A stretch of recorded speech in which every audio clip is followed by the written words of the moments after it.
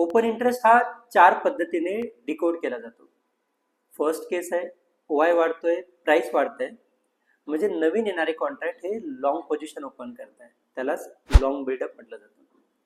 Second केसमध्ये Y वाढतोय पण प्राइस वाढत नाही, त्याला म्हटलं जातं शॉर्ट बिल्डअप, कारण येणारे कॉन्ट्रॅक्ट हे सेल पोझिशन ओपन करताय.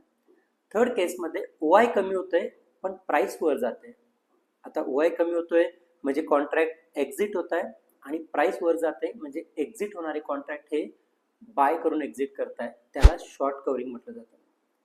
आणि जो लास्ट पार्ट आहे त्यामध्ये वाय ही ड्रॉप होतोय आणि प्राइस ही ड्रॉप होतोय, त्याला म्हटलं जातं लॉंग अनवाइंडिंग, कारण एक्झिट करणारे कॉन्ट्रॅक्ट्स हे सेल करून एक्झिट करताय, म्हणजे आहे तो ट्रेड ते क्लोज करून बाहेर जात आहे. या 4 स्टेप्सने तुम्ही मार्केटची स्ट्रेंथ डिकोड करू शकता आणि त्याने तुमचा हाय प्रोबॅबिलिटी सेटअपही तुम्हाला मिळू शकतो.